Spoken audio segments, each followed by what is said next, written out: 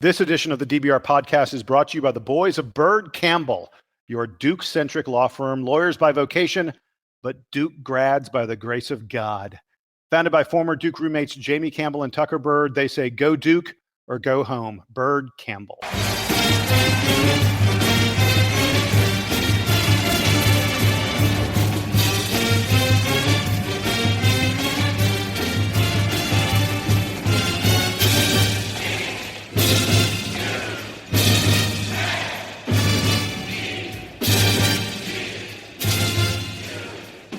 Hello, folks, and welcome to episode 85 of the Duke Basketball Report podcast.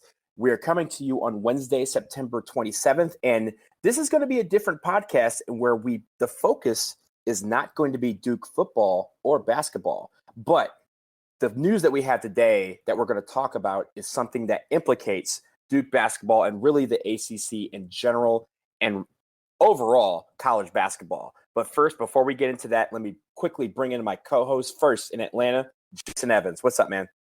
I have 3 pages of notes to talk about this massive scandal that has enveloped the world of college basketball. There are some folks who are saying this could change college basketball forever. So, yeah, I got a lot to say. Thanks. Well, before we get to Jason, let's bring in the dude out in Denver, Sam Klein. Sam, what's up, man?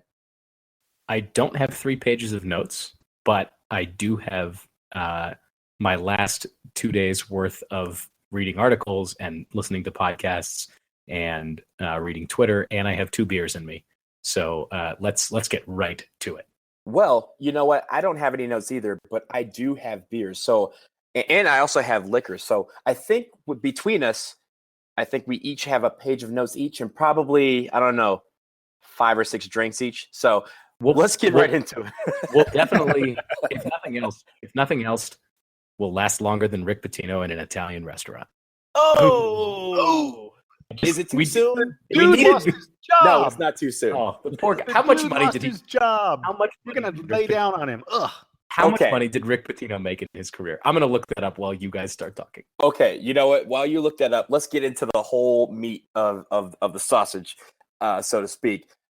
College basketball got hit with a bombshell over the last couple of days.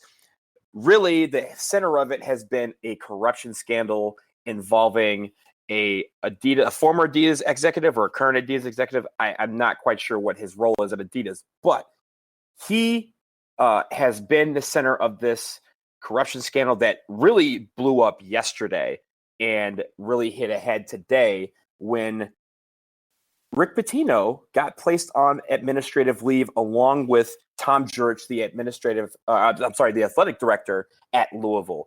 Let's get into all of this. Let's unpack it. There's a lot of things that have come about, including the arrest of several assistant head coaches with basketball, including the University of Miami, my secondary school. But first, I'm going to kick it to Jason because, as you guys heard, Jason has 3 pages of notes. So let's go ahead and get into it. Jason, what do you think about all this? Yeah, so my notes are all over the place. I've got a million different things to say about this. I'll probably be jumping in left and right, and I apologize in advance. I want to start by saying this. Rick Pitino's career is over. It's finished. I can't believe anyone would question that or wonder about that. He'll never coach another college or professional or any basketball team again. I guess maybe if someone wants him to coach their 10-year-olds, he might be able to do that. But Jason, yeah. I have to interject because I think he might be done with college. He might be done with the NBA, but I don't know if you've seen the movie Blue Chips, but even Pete Bell got another coaching job. So guys, Pete even Bell Larry can get another Brown, coaching. Even Larry Brown got another coaching. No, so, I will make a wager right now. Already done. I'll make a wager right now. Anyone who wants to bet me, Rick Pitino will never coach a professional Rick Pitino will never be paid to coach basketball again. I will say that right now. The guy there's too many stains on his record. There's too much baggage that he carries. But I'll tell you something else. though Pitino, he's not formally gone. He hasn't been fired yet. We all know there are clauses in his contract. They have to wait 10 days to fire him, and they're negotiating the buyout. He still owed $40 million. Rick Pitino, by the way, was reportedly the highest paid coach in all of college basketball. So there's a lot of money that's still on the table that he has to figure out with Louisville. But he's gone. He won't be there in 10 days or whenever they get all this worked out. But I'll also say this. Rick Pitino is not going to be the only person to lose their job over this. I fully believe that there will be other coaches, other guys whose names you recognize. I'm not talking only about assistant coaches. There are already some assistant coaches who are in huge, huge trouble. But there are going to be other head coaches who I think will end up getting fired as a result of this scandal. It's going to be too far reaching. There are going to be too many programs implicated. And unlike the typical NCAA scandal where people are like, oh, I wonder if the NCAA is going to slap probation on these guys. I wonder if they're going to lose some scholarships. I wonder if, maybe there'll even be a show cause penalty against that coach where he won't be able to coach for a couple of years. This is the FBI. This is the IRS. These are the feds, and they're coming to get you. Firing, that's nothing compared to going to the big house. And there are going to be guys who are going to be looking at jail time. And when you're staring at jail time, you start rolling over on everybody. You're like, hey, can I bring down this other guy and I won't have to go down? No problem. So tip of the iceberg is Rick Pitino. There will be others who get fired, and there will be others who go to jail. I don't know if Pitino is going to go to jail. I think people on his staff may go to jail. Certainly people he knows are going to jail. But this is just the beginning.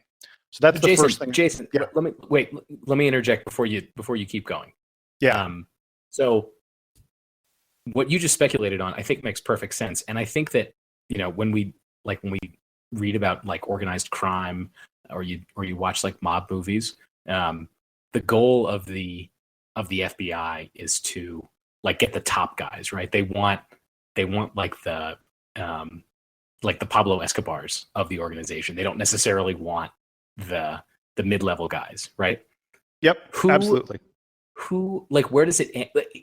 Imagining that college basketball is this enormous entangled web of money being exchanged between all these different power players and the coaches and the agents and stuff. Where would it end? Because like a guy like, let's say that the FBI decides to go after Pitino, who can he name? They've already got this chief executive at Adidas.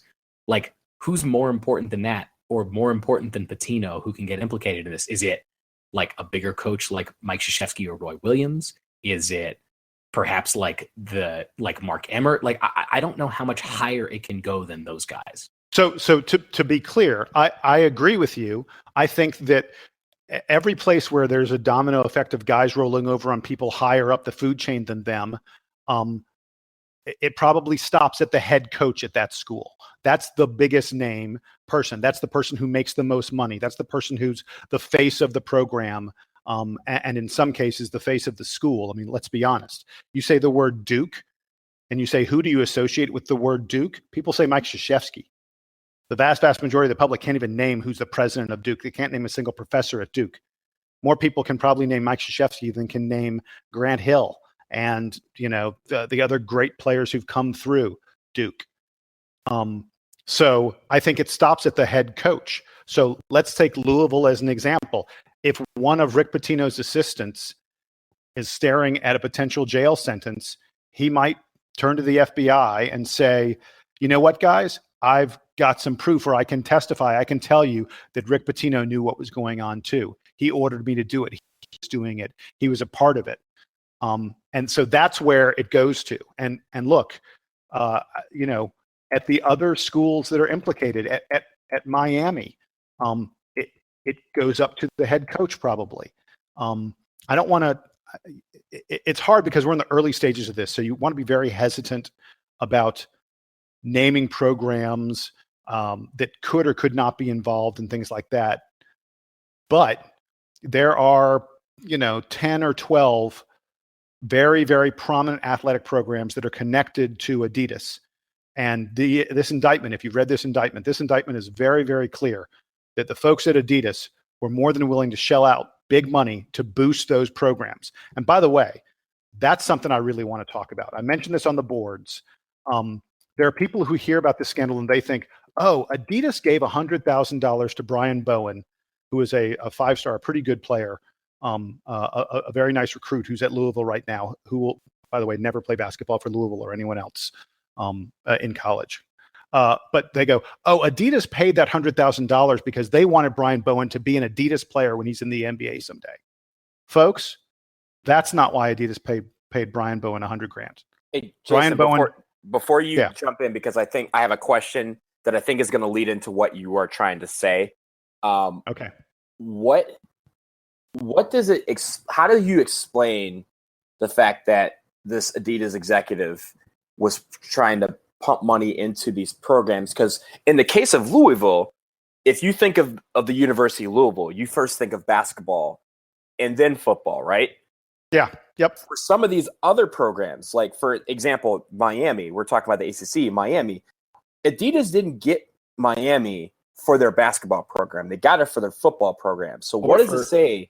Or Adidas isn't even, I mean, the other, one of the other major schools named in here is USC, who isn't even an Adidas program and isn't prominently a basketball program. Right. So what does it say that Adidas, this guy is trying to prop up basketball programs, especially some of these schools where their football programs may be the center of attention and also the center of controversy? In the case of Miami, the program's faults over the last few years have been in football as well as a little bit of basketball. Why would they try to prop that up at the expense of basketball, especially for a place like Louisville, where maybe the money isn't necessarily in the basketball program, even though the prestige is? Okay, so I'll deal with both those things. Both of what you guys said. First, I want to go back to something that Sam said about schools that aren't Adidas schools. There are two different scandals that are part of what happened in this indictment, and they got wrapped together into one big indictment because there was one guy who was sort of the FBI's inside man. The FBI had some other stuff on him. He agreed to be an FBI informant and reveal to the FBI all these different scandals that he knew was going on in the college basketball world. So there are multiple scandals in this FBI indictment. One scandal, the biggest one, the one that's really going to impact the entire sport, is the scandal that is Adidas executives conspiring with Adidas schools to pay players to go to those schools. And that's what's brought down Louisville. And that's what's very specifically targeted Louisville and Brian Bowen, this five-star recruit that was paid $100,000 by Adidas to attend Louisville. There's the other scandal involves agents who are trying to funnel money to players, so those players will be represented by the agent. It involves financial planners who want, when a player becomes rich, they want the player to use them for financial planning, so they funnel money to the players. And in the case of Chuck Person of Auburn, an assistant coach at Auburn, Chuck Person allegedly was being paid to funnel players to a guy who was a clothing designer. This is a guy who makes high-end, fancy clothes for athletes. You know, athletes wear those crazy, outrageous outfits and such. And if you think about a basketball player, the size of a basketball player, the dimensions of a basketball player, you can't just walk into, the local department store, even a high-end Macy's or whatever else it may be, and if you're 6'7" with arms that dangle down to your knees, that's great for being a basketball player. That's lousy for buying a suit. You have to buy custom-made stuff. So this was a guy out of Atlanta who was a custom suit designer, custom clothes designer, and he was paying Chuck Person to funnel players to him. So let's get you can't see my hands, but I'm separating two different piles here. Sam was talking about two different things. One is the scandal involving Adidas and paying players, which is the major scandal. The other, and some of the assistant coaches were arrested or have been indicted for this, was the scandal involving funneling money to players, funneling money to coaches under the table to get players to engage in services, agents, financial planners, clothing that's outside the sort of regular scope of what the NCAA would allow. So that's what Sam was talking about. That's why there's some non-Adidas schools that are involved in this. Now, Donald, what you were saying about Louisville and about why Adidas would be putting this money into it, it's real simple. Just today, in my mail, I got a catalog from Duke stores. Beautiful. I mean, like this was a 30-page. I'm sure a bunch of Duke fans, a bunch of folks, a bunch of you probably got this today because Duke stores sends us out to tons of alumni. Just a gorgeous catalog full of Duke apparel items, and every single piece of now there were ties, there were clocks, there were all kinds of very fancy things, but every single sports-related item, everything that says basketball, football, women's basketball, lacrosse, swimming, you name it. Every single one of them, folks, have a look, has something on it. It has a swoosh. It has a Nike swoosh. Adidas was paying Louisville $16 million per season over 10 years. $160 million, 10-year deal, $16 million a season, the fourth biggest contract in all of college sports. Adidas is paying Louisville $16 million a year to sponsor Louisville. Now, that is not so that they can get a Louisville athlete who becomes a pro to wear Adidas products. I'm sure that's an ancillary benefit. I'm sure that, when a prominent Louisville player, Montrezl Harrell, just turned pro, was drafted in the first round. I don't know whether he's picked, whether he's doing Adidas or not, but Adidas certainly has a little bit of a leg up on Nike and Under Armour and the other folks because he wore Adidas when he was in college. But the real reason they're doing that is because if you buy a Louisville basketball jersey, a Louisville football jersey, anything that says Louisville on it and is related to sportswear, it's got an Adidas logo on it, and Adidas makes money off of that. So I want you to think about this.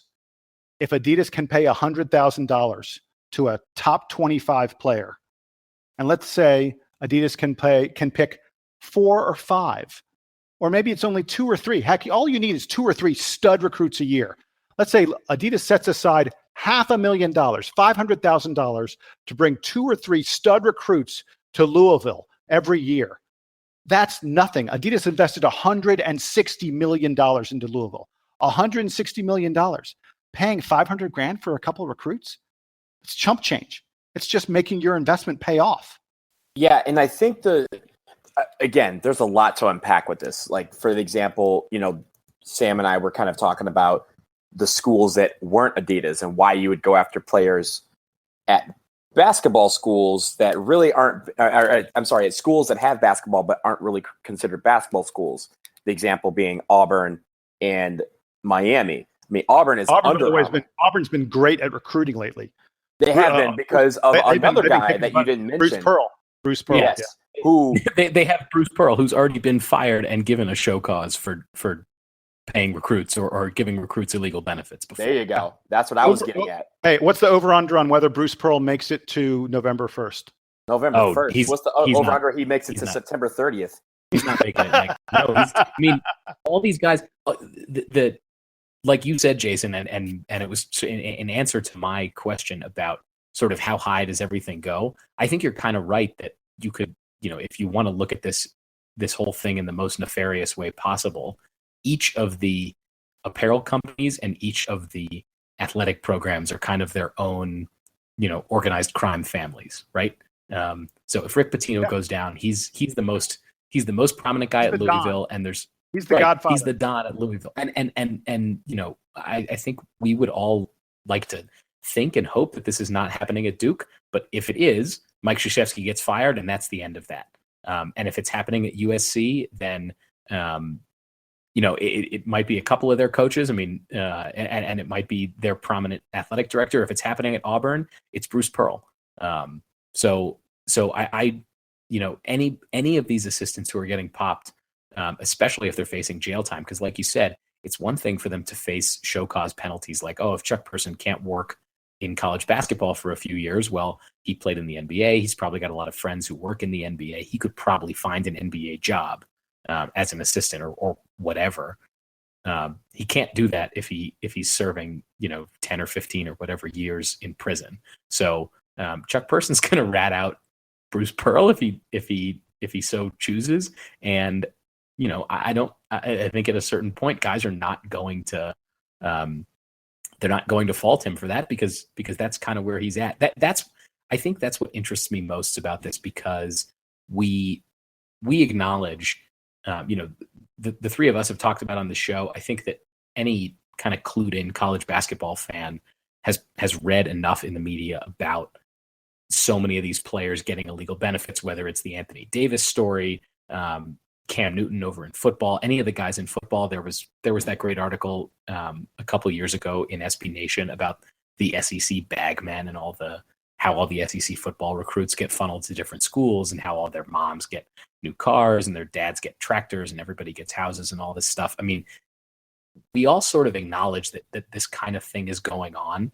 And even the coaches admit that it's going on sort of, behind closed doors or anonymously to the media.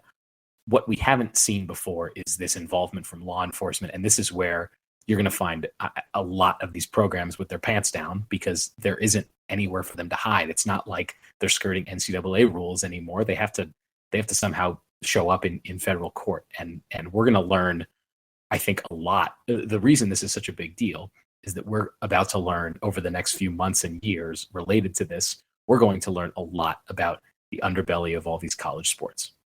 So, Jason, you were talking about Chuck Person as an example, and the fact that he had a bunch of, because of his NBA career, he has a lot of NBA contacts, and if he had a show cause on him for the NCAA, that he would just be able to get another job in the NBA for that time. That's not necessarily the case, because if you take, for example, when Ohio State in football had a lot of issues and had a couple of probationary things, they suspended Jim Tressel for 6 games. Jim Tressel left Ohio State after those violations came down and went to become a consultant for, and I guess an ancillary coach for the Indianapolis Colts. And what the NFL did is when the NCAA said, you're suspended for 6 games, Jim Tressel said, I'm out, I'm going to the NFL. The NFL honored that. And I think, in this case, given how widespread this is, how big a scope this is, I think the NBA would do the same for any, not just Chuck Person, but any coach that decided, okay, I'm going to take my punishment and go to the NBA or go to the, another league. I think that league would probably defer and decide the NCAA and say, hey, look, the NCAA has good reason to say you can't coach. So we're not going to allow you to coach in this league either. We're not going to bring that stigma on us. So that's something to look out for. Yeah. And what's more, unlike, and I'm not sure why this is the case, and we're not going to get into this, but in football, college coaches tend to move between pro football and college football pretty easily, pretty seamlessly. Mm-hmm. There isn't, we see guys who are, offensive coordinators at the pro level become head coaches in college, and college head coaches sometimes become pro head coaches and stuff like that. I mean, you only look at Pete Carroll, who went directly from USC to the Seattle Seahawks. Sure, there are examples of guys who failed, but there's a lot of movement between the college and pro football ranks. There's not a lot of movement between the college and pro basketball ranks. I think that the NBA game is so different from the college game, and there's so much wrapped up in recruiting in college, and in the NBA, there's so much wrapped up in managing the egos of the players. It's sort of, I think, even though they all use basketballs and they put them through hoops, I think the two games are so different that you don't see nearly as much movement among them. But Donald, I think you're right. I think that the guys who get tainted with this scandal, it's going to be hard for them to find other jobs. By the way, Sam mentioned, Duke and what this could mean for Duke. And I got a request to make. I do want to talk about what this could mean for Duke, worst case scenarios and things like that. But I want to, can we pack that up and sort of pick that up a little later? Because I want to stay on current things if we can for the moment. Two kind of things I want to talk about, and then I'll let you guys come back in. One question I have in all this stuff is, why would Adidas be paying hundreds of thousands of dollars for recruits to go to Louisville and not also be doing the same thing for other Adidas programs? It makes no sense for Adidas to be singularly focused on propping up Louisville. The other prominent programs. So are you asking? So Jason, are you wondering why we haven't heard about Indiana or Kansas yet? Is that where Yeah, you're so I going? was just I'm gonna name them right now. Here are the big time sports programs who have shoe contracts with Adidas. Write this list down and pay attention to these names: Kansas, Arizona State, Bobby Hurley, Georgia Tech, Indiana, Texas A&M, Michigan State, Nebraska, NC State, and Miami. Those are the big time sports programs who have shoe contracts with Adidas. Now, wait, Michigan State is Nike. Yeah, isn't Michigan State still Nike, or did they switch? Michigan State's still Nike. Oh, are they? Okay, I apologize. They're still Nike. Tom Izzo, I'm so sorry about that. I saw Michigan State on the list. The rest of the list sounded good. They weren't on my list initially. So what you're thinking of is Michigan was Adidas until a year and a halk ago. Okay, that's what it was. And they switched to the Jordan brand. Now they switched to Jordan brand, which I'm sure is clean. Jordan brand is Nike. It's Nike. But so the ones that I would really wonder about on that list I gave are the programs that get prominent basketball players: Louisville, Kansas, Indiana, UCLA. UCLA is not. UCLA is not a. They're an Adidas school. No, they're not. UCLA is Under Armour. They have the richest deal in all of sports. UCLA. They are now. Last year they were Adidas, because remember Shabazz Muhammad, he had a lot of circulation around him about the fact that he was an Adidas player before he even went to college and ended up at UCLA. Oh, you're right. Well, they just signed a huge deal with Under Armour. Just signed one, yes. I'm sure that any transgressions, I'm sure whatever transgressions they committed in 2015 are going to be gone by now, right? Like no one's going to care about that.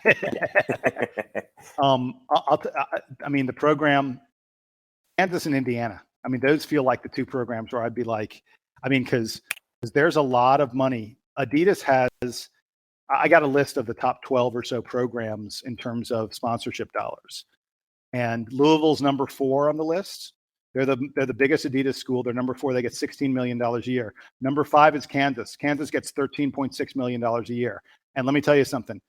There's probably like maybe 0.6 million of that is for the Kansas football program. The other 13 million is for the Kansas basketball program. Mm-hmm. I'd be really worried. And by the way, Miami's number 10 on the list. Miami gets almost $8 million a year from Adidas. They're the 10th biggest contract out there. And by the way, the reason Duke is not, you look at this list and it goes all the way down to Texas A&M's number 12, South Carolina's number 11. I could go through the whole list, and you kind of look at it and you'd be like, wait, where's Duke on this list? Duke entered into a new 12-year deal with Nike in 2015, so a fairly recent deal. The financial terms were not released, and Duke is a private university, and so the financial deal is secret. Just like Coach K's salary is secret. No one knows what Coach K makes. No one knows how much Nike is paying Duke. I suspect if the numbers were public, it is pretty darn likely that Duke would be in the top 5 programs. But anyway, like I say, I think that I'd be, if I was a Kansas fan today, I'd be scared. I'd be really, really scared. And so guys, so really quick, sorry, I said it was one of the things I wanted to talk about, and then I'm going to take it back to you guys, and then I'll talk about more stuff. But so I have a really good friend of mine, a guy I've known 20 plus years. He was a roommate of my brother in college, who for more than 20 years has been incredibly involved in the business of sports. He's been an agent. He's been connected to agents a tremendous amount. He's been a athletic financial planner type guy. He's written books. I'm not going to let you Google and figure out who he is, but this is someone who is really, really involved in the business of sports. He goes to the Final Four every year because coaches that he knows gives him their tickets. And I spoke to him on the phone today, and he had a couple lines. There were a couple lines he said to me that I wrote down that I thought were really prophetic and really worthwhile. First thing he said was this: when you arbitrarily assign a market value of zero, when you arbitrarily assign a market value of zero to something that actually has huge value, then the underground economy is going to move in and make up that difference. The NCAA has arbitrarily said that college basketball and college football players have a value of zero. And the reality is we all know that they have tremendous value, that they're worth hundreds of thousands, perhaps millions of dollars. So the underground economy moves in and takes over and fills that gap. And this is a problem the NCAA must address. And the other thing that he pointed out to me was he said, look, he said he wasn't even a little bit surprised by all this. And he said the shoe company guys are able to have communications and dealings with these players outside of NCAA rules. The NCAA pretty strictly monitors when coaches can interact with players and the ways coaches can interact with players and what the coaches can do for players. The shoe company guys, they can kind of do whatever they want. And the NCAA doesn't say very much about it. And this friend of mine pointed out that the shoe company guys and the schools, their interests are 100% aligned.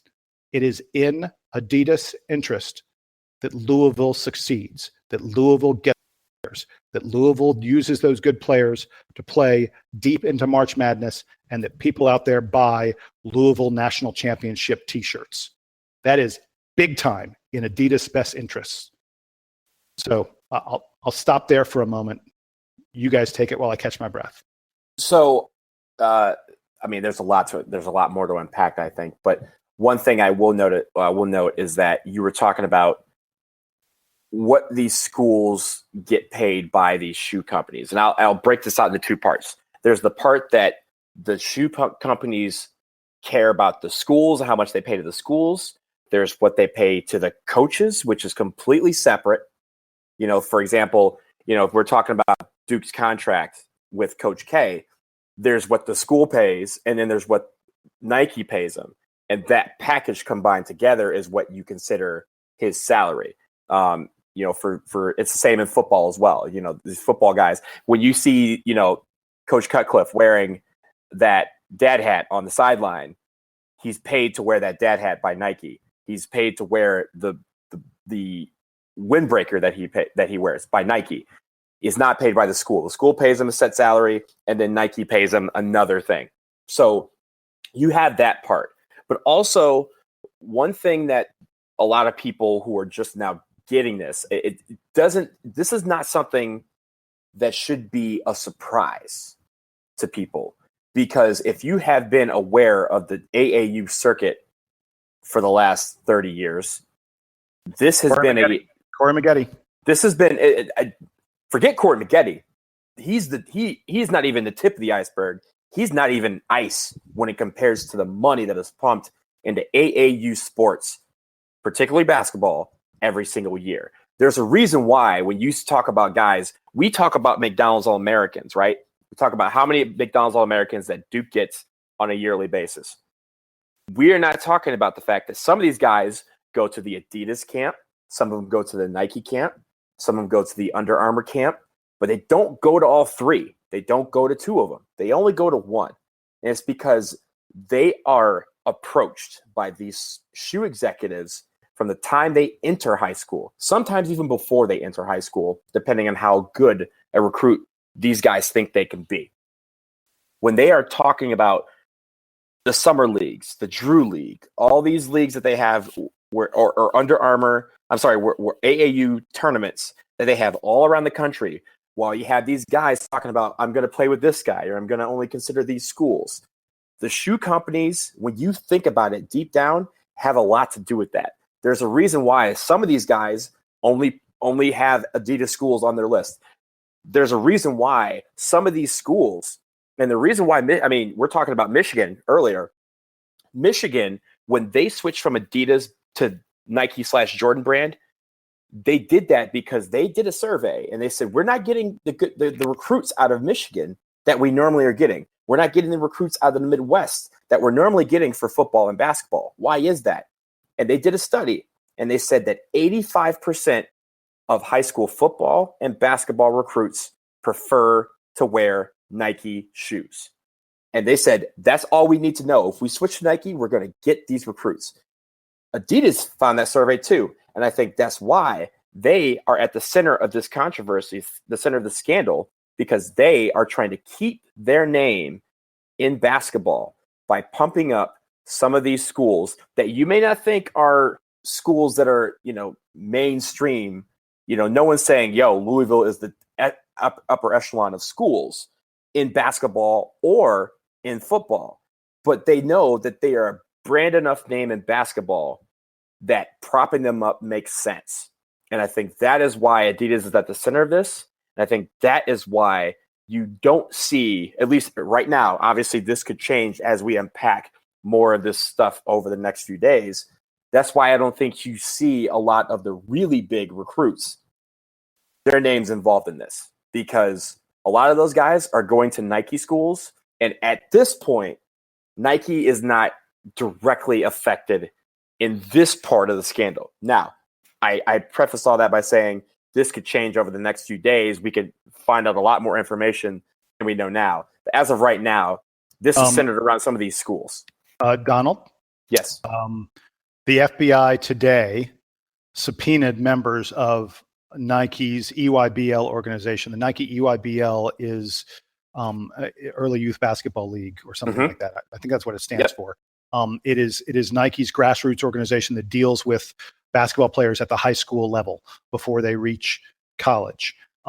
Trey Jones, Marvin Bagley, plenty of guys who have gone to Duke over the years and who are currently on Duke have played on the EYBL circuit in recent years. And it is, the FBI is looking at the EYBL now. And it is entirely possible that other players are going to be taken down by this far-reaching scandal. I mean, look, part of the indictment that we read about, there's a portion of this indictment where it's believed to be Miami, an assistant coach of Miami tells Adidas that they need $150,000 for a kid because a rival shoe company has bid $100,000 for him. So someone else bid 100, Adidas needs to up their bid to 150. Well, if someone else is bidding, that inherently means that someone other than Adidas schools are involved. Adidas wasn't bidding against itself, that's for sure.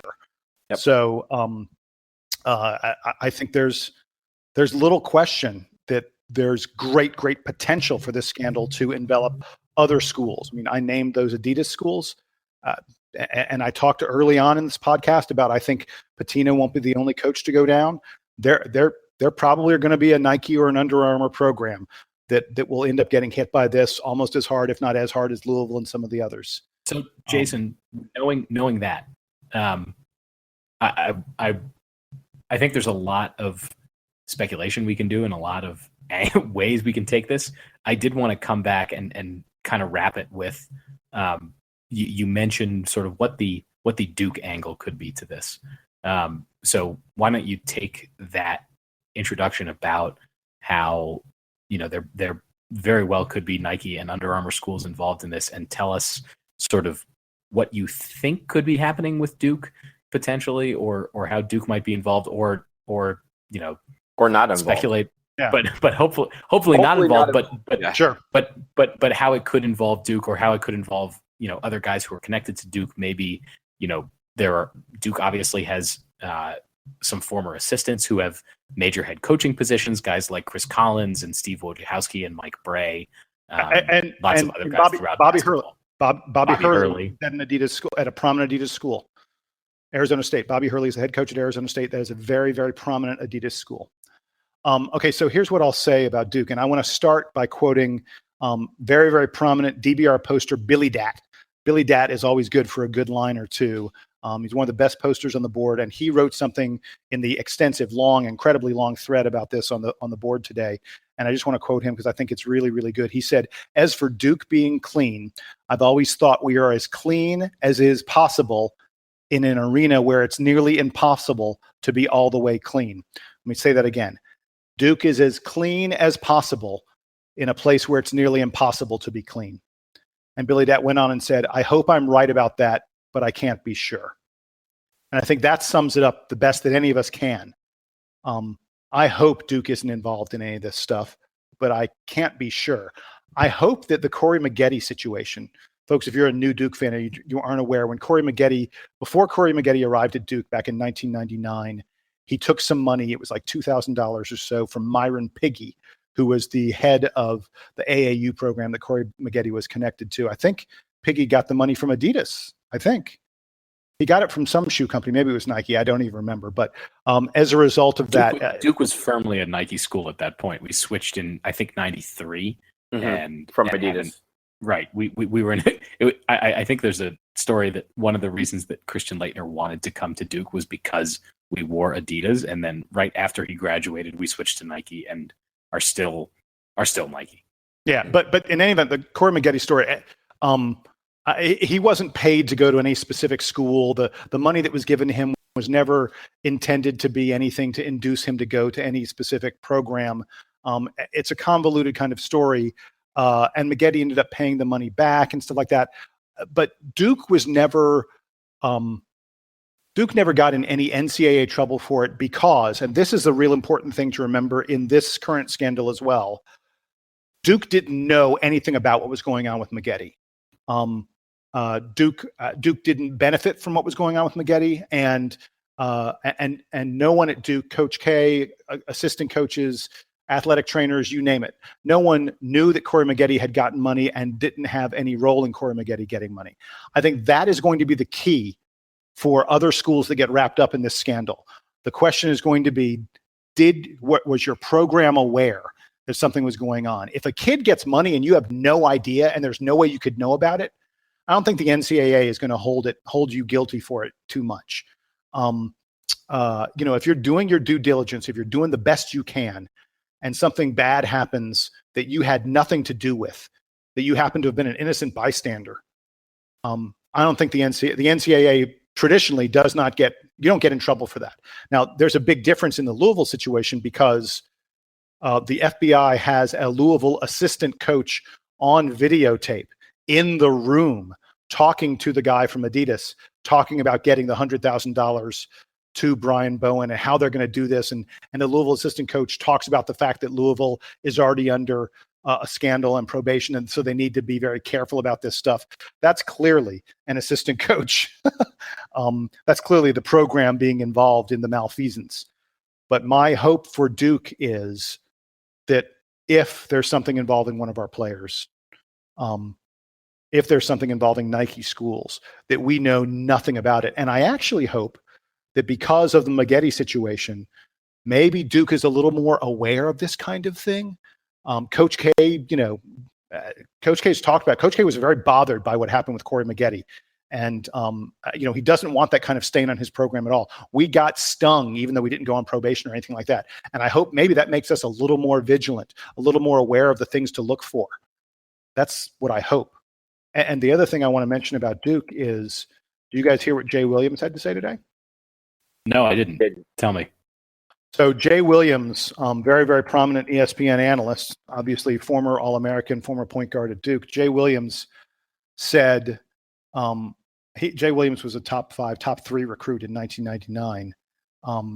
He said he was offered money when he was in high school. He said, he was very lucky. His mother and father both had very good jobs. His dad had had worked for American Express for 20 years, and so they didn't need any of that money. And Jay said he turned down the money because his family already had financial resources. They knew they didn't need it. But Jay Williams said that he was offered money during his recruitment, not by Duke, but by someone else who wanted him to go to a different school. And he acknowledged that, he doesn't blame kids who come from difficult financial situations. I mean, can you imagine $100,000? There are plenty of these kids whose parents, don't make $100,000 in 2 or 3 years.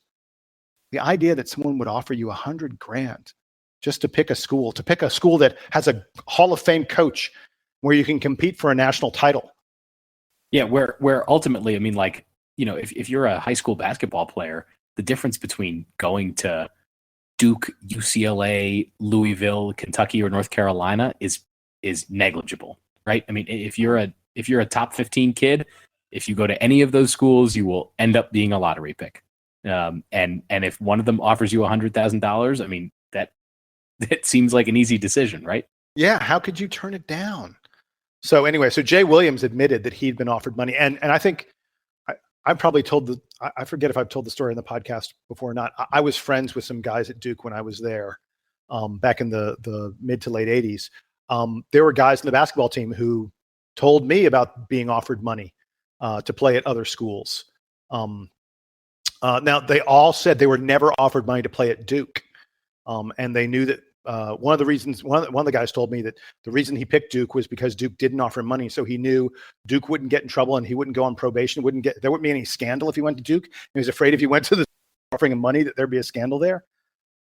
So like Billy Dad said, I hope that Duke does things the right way, that we try to stay as clean as possible. Keeping that in mind, all those people that you've talked to, all those guys and Jay Williams all have a vested interest in keeping, like if something nefarious was going on, if Jay Williams took money to go to Duke, he's certainly not going to admit it. And he's not under any pressure to admit it.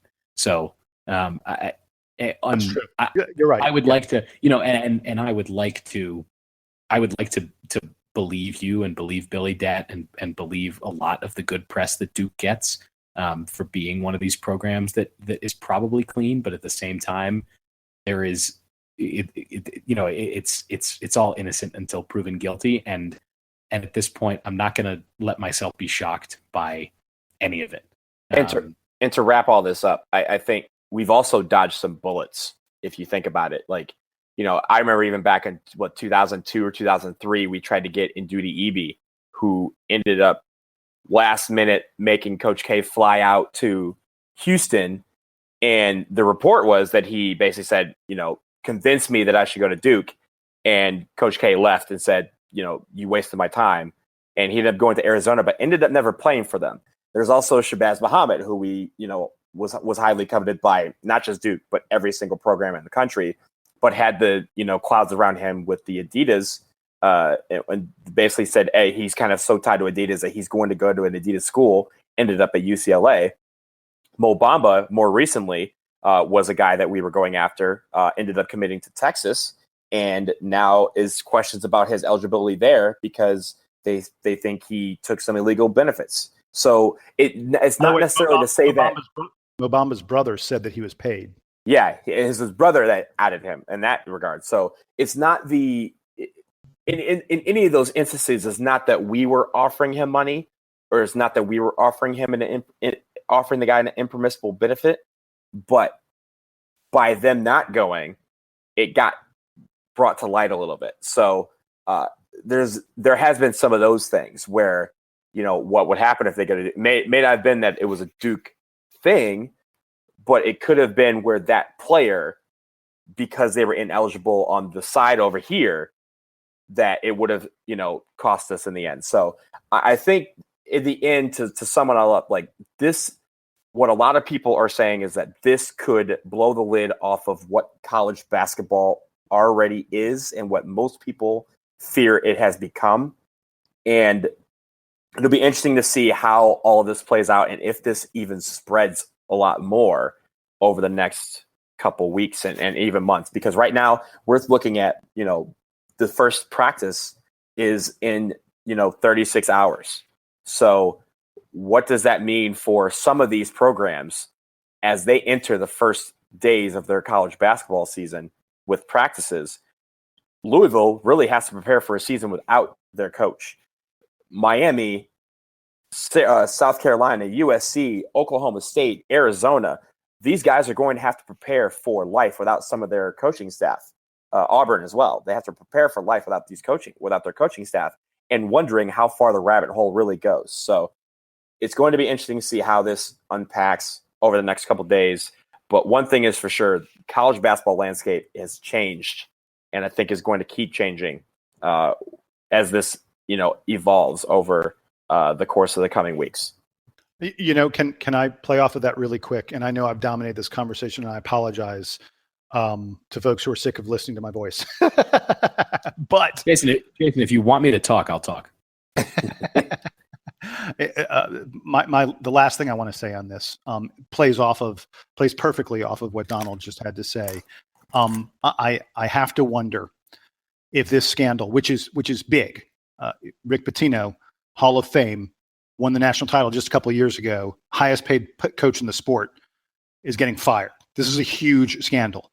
This is the kind of thing that's not just on ESPN. This is on the pages, the front page of the New York Times. This will be one of the major stories on, all the nightly news. I mean, I pulled up my Twitter feed this afternoon, and the first string of tweets I saw was the like main NPR Twitter feed talking about Rick Pitino. Yeah. Right. So huge scandal. Could this be the thing? The last straw, if you want to call it, the final domino, or the domino that starts the whatever you want to call it, blah, blah, blah. Could this be the thing that gets the NCAA and the NBA to really work together to clean up the black market economy that is high school and college athletes being unpaid completely?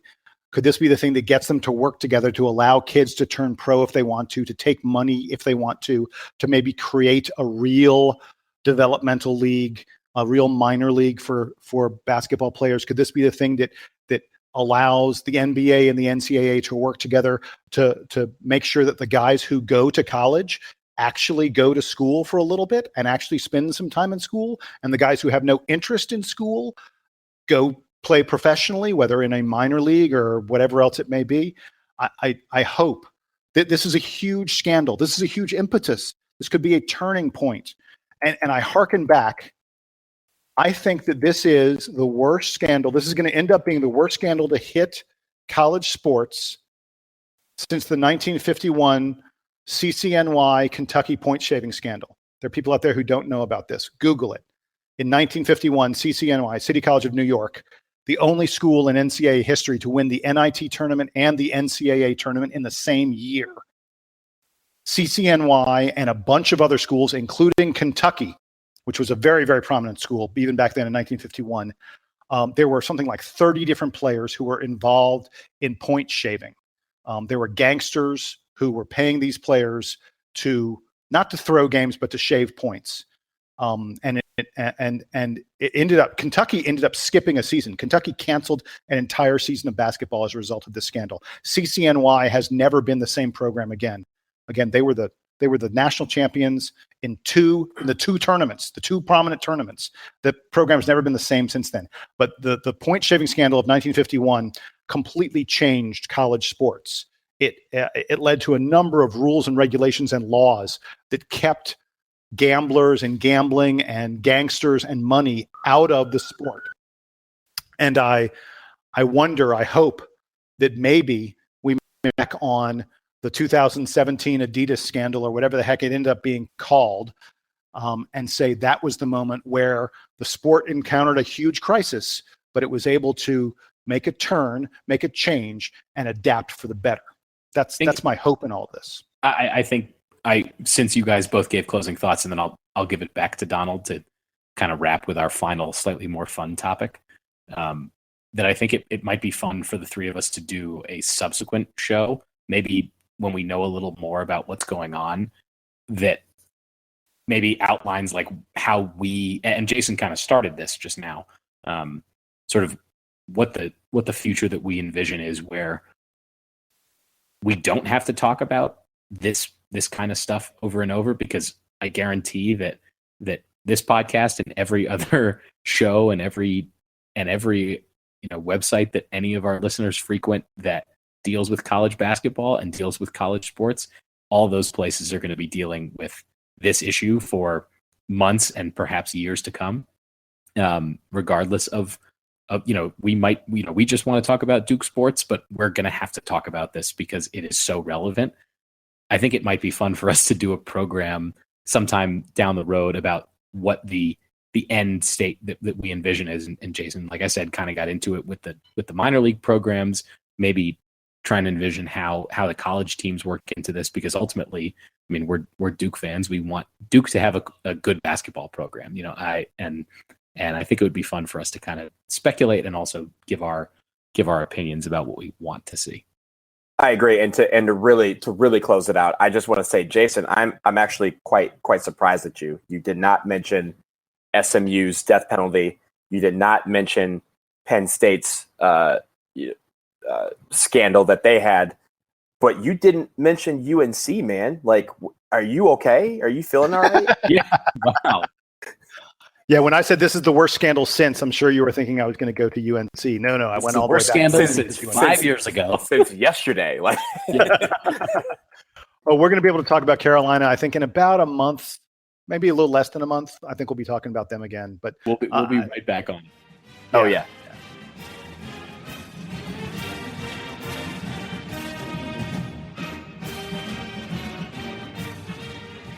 Hey, folks, today's podcast is proudly sponsored by two Duke alumni from the class of 1978, Jamie Campbell and Tucker Byrd.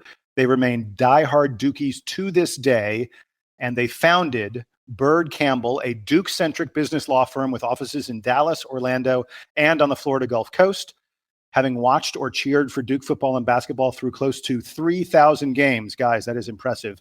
They are truly true blue. Please reach out to them at byrdcampbell.com, BYRDCAMPBELL.com. And if nothing else, you can reach out to them to say, go to hell, Carolina, go to hell.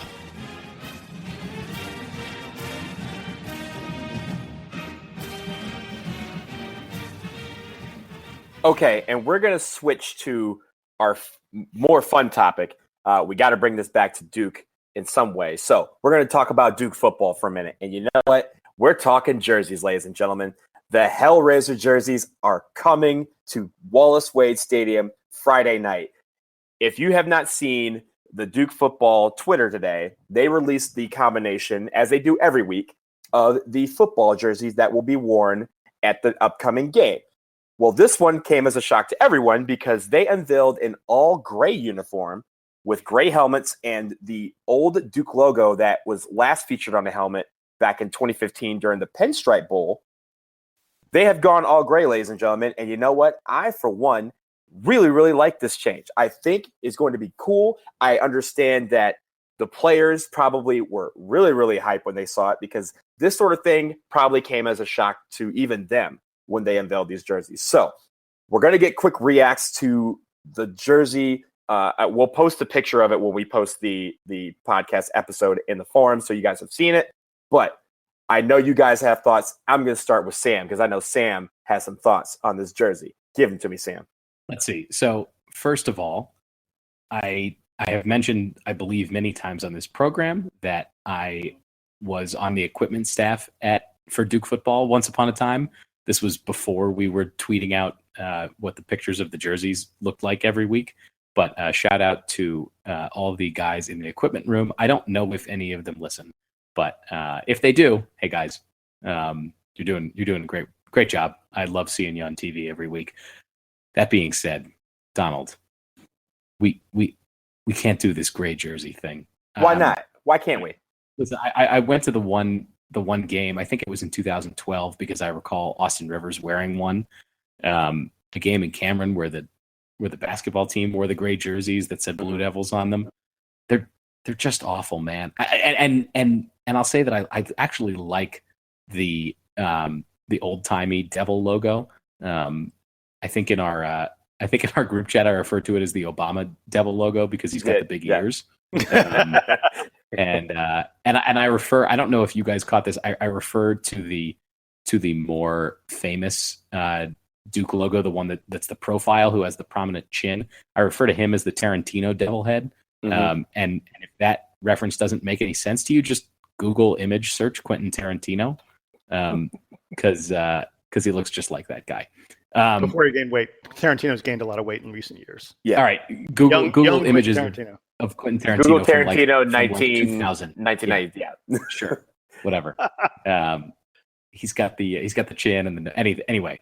I think that logo is cool. I want to see that. I want to see that logo much more than I want to see the Script Duke or the Iron D. But I'm so opposed to the gray uniforms, and I'm even willing to say that I accept that sometimes we have to wear black uniforms because people think they're cool. I hate the gray. I can't believe we're wearing gray uniforms, especially in a spot on a Friday night when we're on. I think the game's on ESPN, isn't it? Yeah, so it's a national televised game. It's the biggest game going at that time. To the extent that anybody is watching college football on a Friday night, they're watching us. I'm appalled. I wish we could just be wearing blue. Hey, Donald, before you jump in, because I know you're about to defend it and you love it and all that other kind of stuff. You said, I, for one, really like it. I think the 4-1 was an important part of it. Yes, very good, Jason. Very good. Very good. Jason Evans, ladies and gentlemen. Why y'all got to hate? Wait, I spoke to a number of Duke friends And I didn't bring it up. I didn't say, "Hey, what do y'all think of the uniform?" This, I have some Duke friends. We all chat on email. This came up. Someone else brought it up. I didn't bring it up, and they were unanimous in hating this uniform, and I agree with them. I said the only thing on that entire uniform that says to me that this is Duke is there's a little D right in the middle of it, right at the neckline. That is clearly the Duke D. Aside from that, there is no, if you took that D away, I would never think that this was a Duke player. I would never think this was a Duke uniform. And guys, I'm about to bring it all full circle. You ready? You know why we're wearing this terrible, horrible, alternate, weird uniform with strange logos on the helmets and on the sleeves and stuff? You know why we're wearing it on? Did City College of New York wear them? No. You know why we're wearing it on national TV in the biggest national TV game Duke's going to have all year until we play in a prominent bowl game? It's because of Nike. I'm telling you, we're doing this because Nike wants to sell alternate uniforms. They want to sell additional uniforms and things like that. I will be shocked if Nike didn't, if not dictate this, strongly suggest that Duke do something unusual, out of the ordinary, alternate uniforms for this major, important, huge national television game. And I hate it. That's not, I'm going to look at the field and I'm not going to be able to tell who Duke is, except for the fact that Miami will probably be wearing orange or something like that. So it'll be clear that they're Miami, but these guys, they don't look like Duke. It doesn't look like Duke. Well, the problem is the problem with your statement is, if you're talking about Nike wants to sell uniforms, sell, alternate jerseys, they have to actually put them on sale first. The only football jersey that they have is the blue jersey. I've been actually clamoring. I've been hollering at Nike for years about putting the black jersey on sale and the white jersey on sale, but they only have the blue one on sale. So having said that, does that mean that they're going to put this on sale? Well, remains to be seen. But I just want to go through the combinations of what they've worn so far this year. They open up against. God, really? No, go ahead. I would. They opened up against NC Central. They wore blue helmet, blue jersey, white pants. Okay, against that's perfect. That's beautiful. That's kind of like the standard home uniform. I think that's correct. That's the standard home uniform. In my opinion, our best look by a long shot. Against Northwestern, they went all blue helmet, blue pants, blue jersey. Against Baylor, they went white helmet, blue jersey, white pants.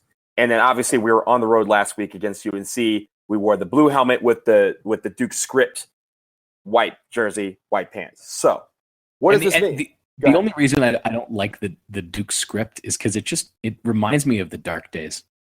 Right. And you know what? Like I appreciate it because that's when I was working for the football team. Shout out the video department. The script helmet was there back then. We didn't have the Iron Duke D. We didn't even have the Obama devil, as we'll call it. But I think when you're looking at these jerseys, usually by this time we would have worn the black helmet or the black jersey or the black pants, and we haven't done that yet. So, and it's probably this was the game I believe 2 years ago we wore black at home against Miami for that game. So I think bringing this out is a chance to make a statement. And we talked about this on the last podcast. This is a statement game, and I think the school and you could say Nike as well wanted to say this is a chance. Friday night lights, nationally televised game against a ranked opponent and a prestigious opponent in Miami, a chance to show the world what Duke is all about. And of course, I think Gray. You should probably Duke is all about gray. Donald, go the fight song is called Blue and White. It's not blue and white and black and gray. But gray is such a neutral. I mean, if you guys have been in the Duke store, you talked about the Duke store, Jason. There is a lot of gray in that Duke store. It's not just blue and white. Okay, gray is a very neutral color, and it also is used to accentuate your school colors. A lot of people do this correctly, and I think Duke did it correctly with these jerseys because you get to feel like even though it's an all gray uniform, the highlights of it are Duke blue, and that is what you want in an aesthetic jersey that is not your school colors. With the black jersey, the problem with the black jerseys that a lot of people have with them is that they don't accentuate the school colors. They accentuate the black color of the jersey.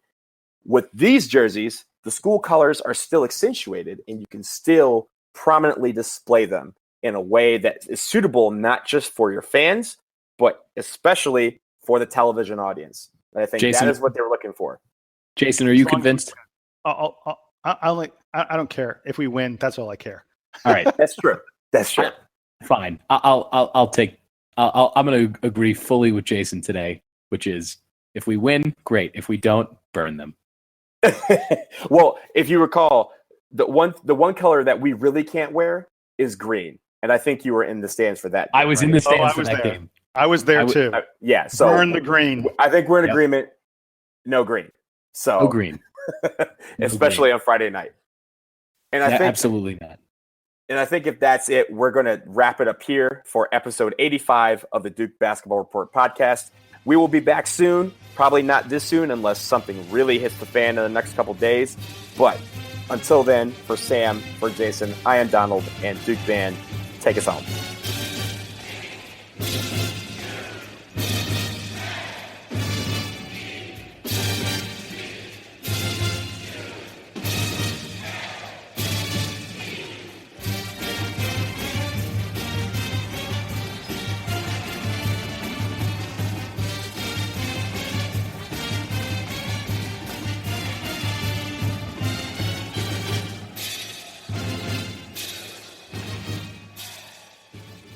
Can you dig it? With a Bobcat compact excavator, you can. Up to $6,000 in rebates on select models and 0% financing for 36 months. Check us out at Bobcat of Charleston in North Charleston.